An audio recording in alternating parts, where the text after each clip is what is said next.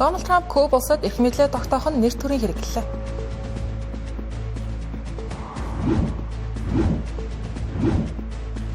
Техран Ормосын хоолойгоор Америк нэгдсэн улс болон Америк нэгдсэн улсын холбоотон улсуудын хөлийг нэвтрүүлэх вэ.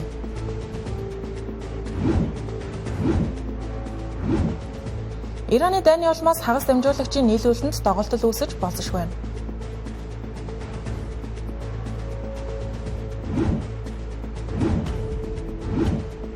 Персийн булангийн улсууд сэргээгдэх эрчим хүчний салбарт оруулах хөрөнгө оруулалтаа нэмэгдүүлнэ.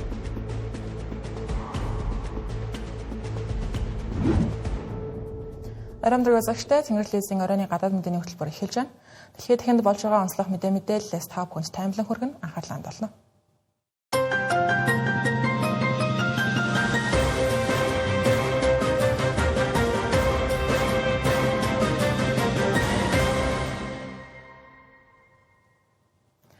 Америк нэгдсэн улс Венесуэлд тусгай ажиллагаа явуулснаас хойш дараагийн байн Куб улс байх үгүй юу гэсэн болгоомжлол олон улсад газар аваад байгаа. Одоо энэ талаар Дональд Трамп гэсэн өөрөө нээлттэй ирж Кубыг эзэлэх нь нэр төрийн хэрэг байх болно гэж хэлээд хүртэл амжсан байна. Үүн дээр нэмээд Куб улс даяар эрчим хүчний хямрал үүсээд байгаа нь гал дээр тус нэмсэн хэрэг болж болзошгүй байгаа юм. Та бүхэнд Куб улс дахь нөхцөл байдлын талаар сүүлийн мэдээллийг багслан өргөе.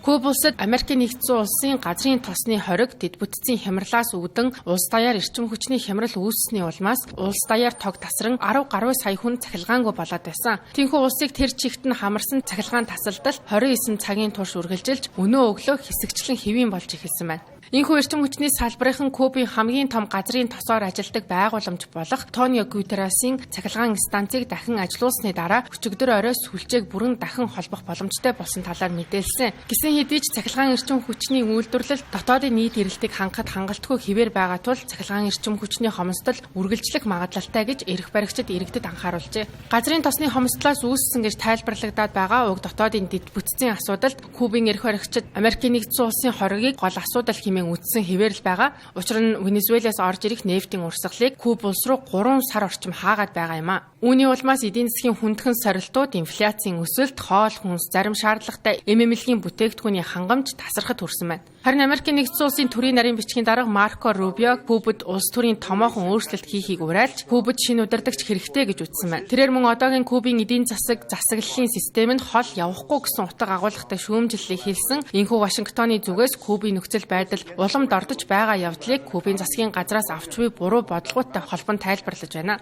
Үүний хариуд Кубын ерөнхийлөгч Мигель Диаз-Канел Америк нэгдсэн улсыг эдийн засгийн түрэмгийллээр улс орныг тогтворгүй болгохыг оролдож байна гэж буруутгалаа. Тэрээр Америк нэгдсэн улсын үйл ажиллагаа нь Кубын эдийн засгийг боомлох зорилготойгоос гадна улс төрийн буулт хийхийг албадаж байна гэж үзжээ.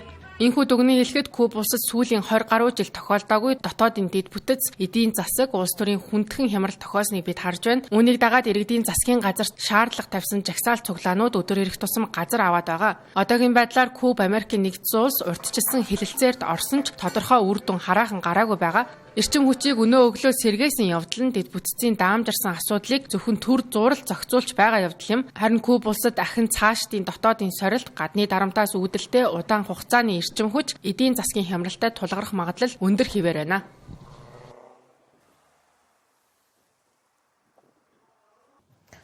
Ираны хувьсгал гвардийн зүгээс Ормосын хоолойгоор Америк нэгдсэн улс болон Америк нэгдсэн улсын холбоотнуудыг нь оруулахгүй гэж байгаа. Үүн дээр нэмээд Ираны шинэ дээд удирдагч Маштаба Амини энэ талаар байр суурь илэрхийлж Америк нэгдсэн улсын эсрэг дарамт шахалт үзүүлэх томоохон хөшүүргээ гэж харж байгаа тул Ормосын хоолойд хатуу хяналт тавьсан хിവэрэ байна гэж байр суурь илэрхийлсэн. Тэгвэл яг одоогийн байдлаар яг аль улс Ормосын хоолойгоор явах боломжтой байгааг танилцуулъя.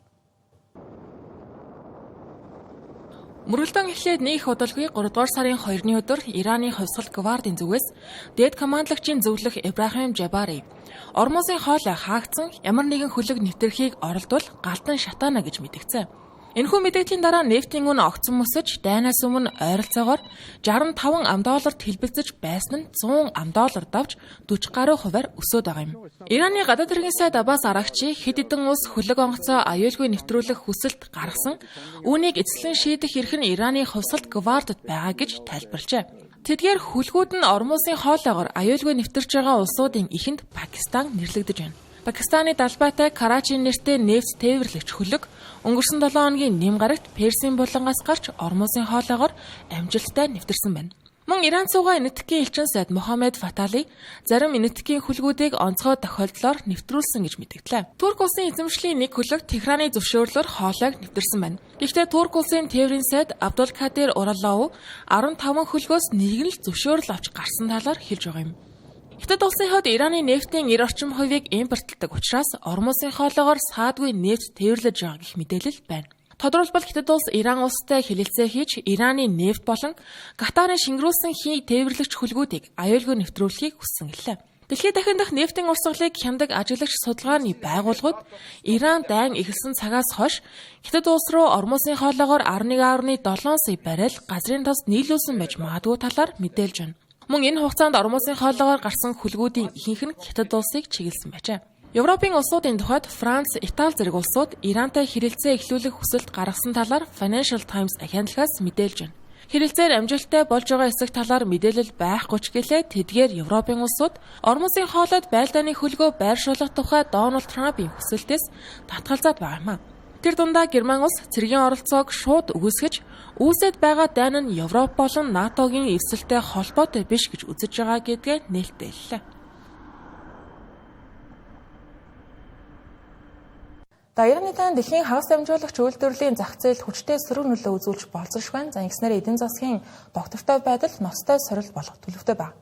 Тухайлбал бүгд найрамдах Солонгос улсын хөрөнгийн бирж дэрлэхэд 4 арилжааны өдөрт компаниудын хувьцааны үнэ нь 18%-аар унаж 500 тэрбум $5 зах зээлээс алдагдсан байгаа нь Ираны дайн болон Хормозын хоолойн хаалттай холбоотой эрчим хүчний хамаарал хэр хэмжээнд хүрсэн байгааг харуулсан хэрэг болж байгаа юм а.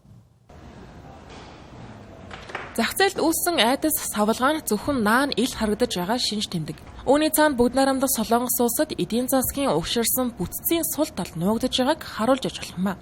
Тодорхойлбол Өмнөд Солонгос улс нь эрчим хүчний хамаарал өндөртэй тул геополитикийн альваа зоочрол богино хугацаанд эдийн засгийн дарамт болж хувирдаг. Ялангуяа хагас дамжуулагчийн салбар хэвийн ажиллах нөхцөл алдагдвал нийт эдийн засаг нь хямралд ордог байна. Өөрөөр хэлбэл зөвхөн Ираны дайн болон Ормосын хоолой хаагдсан явдал энэ асуудлыг үүсгээгүй, харин олон 10 жилийн турш хуримтлагдсан эрчим хүчний хараат байдлын эрсдлийг ил болгосон хэрэг гэсэн үг. Өмнөд Солонгос улсын аж үйлдвэр импортын түвшинд тулгуурладаг. Эрчим хүчний хэрэглээнд газрын тос 36.6%, нүүрс 22.3%, байгалийн хий 19.7%-ийг эзэлдэг байна. Мөн түүхийн нефтийнхээ ойролцоогоор 70%-ийг ойролт орнотоос импортлохоос 90-ээс дээш хувь нь Ормосын хоолоогоор дамжин ирдэг байна. Энэхүү эрчим хүчээр тэжээгддэг гол салбар нь дэлхийд тэргүүлэгч хагас дамжуулагчийн үйлдвэрлэлээ. Samsung Electronics болон SK Hynix компаниуд зах зээлийн үнэлгээний бараг 40%-ийг бүрдүүлдэг. Гэвч сүүлийн 7 хоногт эдгээр компани хувьцааны үнэ 2 хоногийн дотор 20-с дээш хувиар унсан байна. Олон жилийн турш эрчим хүчний импортын хамааралтай байсан явдал болон өндөр хүчин чадал шаардсан чип үйлдвэрлэлийн өргөжөлт нь иймэрхүү олон улсыг хамарсан хямралын үед эрсдэлтэй нөхцөл байдлыг үүсгэж байгаа юм. Өмнөд Солонгос улсад цүмийн, нар, салхи зэрэг дотоодын хүүсвэрлүү шилжих яц удаашралтай хിവэр байгаа. Нүүрс одоо ч цахилгаан үйлдвэрлэлийн 33%-ийг эзэлж байгаа нь цүмийн эрчим хүчний эзлэх хувь болох 31%-аас өндөр хിവэр байгаа юм. Цаашид чипний үйлдвэрлэл нэмэгдэхийн хэрээр эрчим хүчний хэрэгцээ улам өснө. Янгинд баригдаж байгаа дэлхийн хамгийн том чипийн зохицолбор нь 2027 онд хэсэгчлэн ашиглалтанд орно. Энэхүү байгууламж дангаараа 16 гигаватт эрчим хүч шаардна гэж тооцоолсон байгаа нь улсын оройн хэрэглээний 17%-д тэнцэх хэмжээ. Өмнөд Солонгосын эрчим хүчний хамаарал нь зөвхөн дотоодын асуудал биш ээ. Учир нь Өмнөд Солонгос улс нь дэлхийн санах хойно чипний зах зээлийг бараг дангаараа хяндаг. Samsung Electronics болон SK Hynix нийлээд өндөр хурдны санах хойно 80%, шуурхай санах хойно зах зээлийн бараг 70%-ийг бүрдүүлдэг байна. Эдгээр технологи нь хиймэл оюун ухаан, дата төв, ухаалаг утас, автомашин зэрэг орчин үеийн бүх системийн суурь болж байгаа. Тиймээс эрчим хүчний дасалдал дэлхийн нийлүүлэлтийн сүлжээнд хүчтэй нөлөөлөх нь мэдээжээ. 2020-аас 2024 оны хооронд эрчим хүчний үнэ 60%-аас дээш өссөн байгаа нь олон үйлдвэрлэгчийг гадагш нөхөд хүргэсэн. Тухайлбал Америк нэгдсэн улсын Техас мужийн Тейлор хотод 10 км квадратын хэмжээтэй чипний төв байгуулагдаж байгаа нь үүний нэг тод жишээ.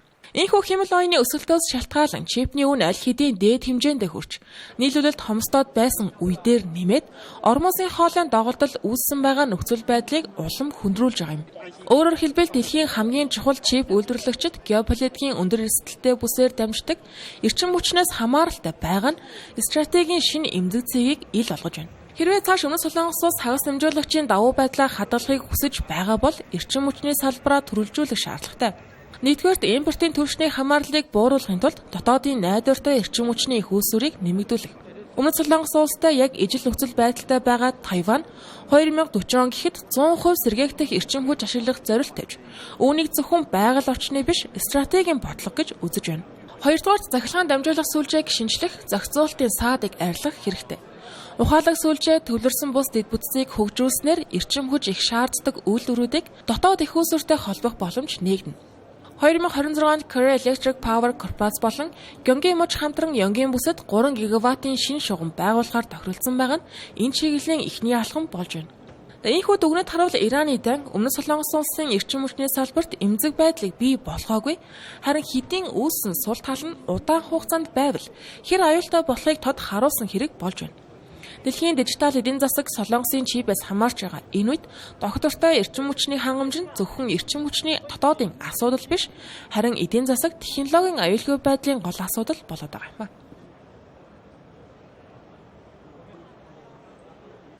Персийн булангийн орнуудын нефтийн орлого Африкийн сэргээгдэх эрчим хүчний салбар руу хийгдэж байгааг сүүлийн үеийн тайлан мэдээнүүд харуулсаар ирсэн. Ираны дан энэхүү чиг хандлагыг улам түргэсгэж байгаа. Тодорхойлбол Clean Air Task Force байгууллагын өнгөрсөн сард гаргасан тайланд Арабын нэгдсэн Эмират, Саудын Араб, Катар, Кувейт, Бахрейн тэргүүтэй Персийн булангийн орнуудаас 2024 оны эцэс гэхэд Африкийн сэргээгдэх эрчим хүчний салбарт 101.9 тэрбум $, буюу 88.8 тэрбум евро зарцуулсан болохыг тогтоожээ. Ойролт орнын газрын тос байгалийнхын баялгаар хөрөнгөцсөн хөрөнгө оруулагчид Африкийн цэвэр эрчим хүчний салбарт улам идэвхтэй хөрөнгө оруулж байна. Clean Air Task Force өнгөрсөн сард гаргасан тайланд дурдсанаар 2024 оны эцсээр Персийн булангийн улсууд 100 тэрбум $, гаруй хөрөнгийг Африкт сэргээгдэх эрчим хүчний салбарт оруулсан байна. Шинжээчдийн үзэж байгаагаар ойролт орнын төрийн өмчит хөрөнгө оруулалтын сангууд болон төрийн дэмжлэгтэй компаниуд Ираны дайн зэрэг саад бэрхшээлээс үл хамааран сэргээгдэх эрчим хүчний хөрөнгө оруулалтаа бууруулахгүй гэлээ. Ингэхдээ ихэнх хөрөнгө оруулалт нь Хойд Африк, Өмнөд Африк, Зүүн Африкт төвлөрч байна. Африк нь эрчим хүчний эрэлт тогтмол өсөж байгаа цөөн бус нутгийн нэг юм. Богино хугацааны шок нь зарим гүйлгээг саадуулж болооч гэлээ томоохон дэд бүтцийн боломжууд хിവэрэ байна. Тухайлбал Африк ТV-ийн олон сая хүн одоо хүртэл цахилгаан эрчим хүчгүй байгаа нь ойролт орнын хөрөнгө оруулагчдад нефт хийнээс гадна сэргээгдэх эрчим хүчний салбарт хөрөнгө оруулах боломжийг олгож байна. Ираны дайн болон тээврийн саатал нь ийм хөрөнгө оруулалтын хэрэгцээг улам ихээр нэмж байгааг харж байна. Африкт одоо хэрэгжиж байгаа ихэнх эрчим хүчний төслүүд нь олон жилээр төлөвлөгдсөн томоохон саатал гарах магадлал бага. Үүнээр нэмээд сэргээгдэх эрчим хүч болон түүхийд нь Африкийн эрчим хүчний салбарын гол хөдөлгөгч хүчин зүйл болж байгаа юм.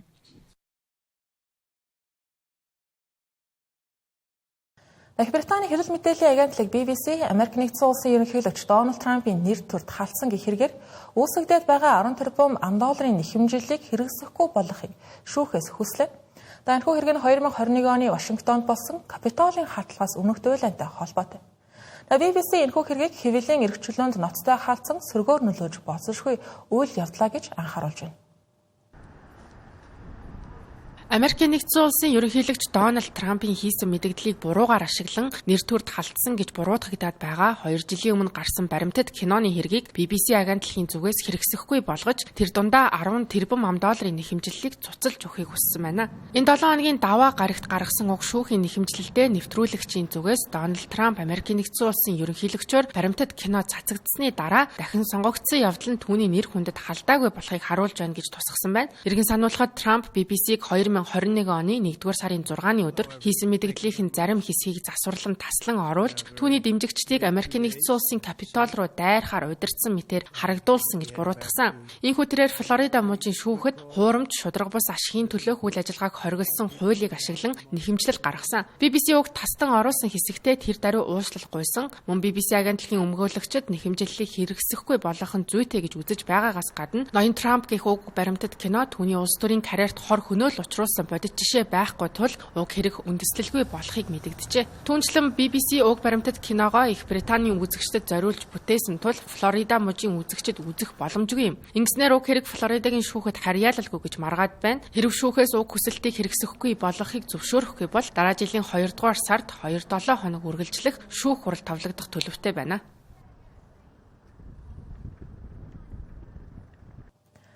Мэдээ үргэлжлүүлж байгаа өргөжлүүлэн бусад онцлог мэдээллийг давчаар багслан өргөнө. Орос улбаноос Украины зүүн болон өмнөд фронтод 3 дугаар сарын эхний 2-7 хоногт 12 сууринг эзэлсэн гэлээ. Мөн Украины хамгийн хамгаалалт өндөртэй Оросын хувьд гол зорилтонд тооцогддог Словянск хот руу идэвхтэй ахиц хийж байгааг онцоллоо. Нөгөө талаас Украин улсын ерөнхийлөгч Володимир Зеленский Украины зэвсэгт хүчин Оросын довтлогыг саатуулж бүс нутгууд дахь байлдааны төлөвлөгөөг тасралтгүй шинжилж байгаа гэлээ.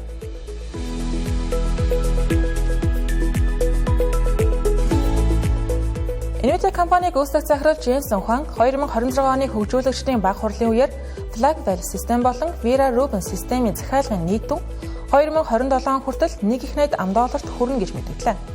Өмнөх жил энэ хоёр чип технологийн орлого нь $500 тэрбум гэж төсөөлж байсан бол энэ жил эргэлтэн нэмэгдэж стартап болон томоохон компани хүсэлтээс үүдэн өсөлт нь 2 дахин нэмэгдэх төлөвтэй байгаа гэлээ. Энэхүү мэдээлэл Nvidia-гийн хувьцааны хаашид эерэг нөлөө үзүүлж 2% өссөн байна.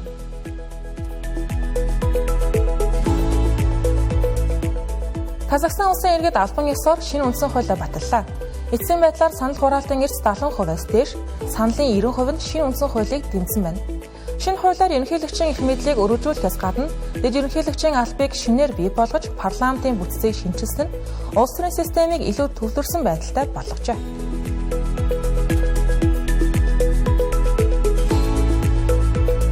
Америк нэгдсэн улсын ерөнхийлөгч Дональд Трамп болон Япон улсын ерөнхий сайд Такаичи Саная нар энэ 7 хоногт уулзахаар төлөвлөжээ. Энэ нь Такаичи Санаягийн Вашингтонд хийх анхны айлчлал юм. Айлчлалын үеэр Ираны дан Японы ерөнхий сайдын хувьд томоохон сорилт болох шинжтэй байна. Учир нь Дональд Трамп нефтийнхээ 95%-ийг Ормосын хоолоогоор авдаг улсын хувьд Япон улс зэвсэг техникээр тусламж үзүүлэх ёстой гэж үзэж байгаа. Үүнийг нь Такаичи Санаяг хүлээн авах боломжгүй Ормосын хоолойд хөлөг илгээх төлөвлөгөө байхгүй гэдгээ хэлээд байгаа лээ. Дэлхийд дахинд өрнөж байгаа онцлог мэдээлэлээс та бүхэнд таймлан хүргэлээ. Анхаарлаа хандуулсан явдал баярлалаа. Сайн хамраарай.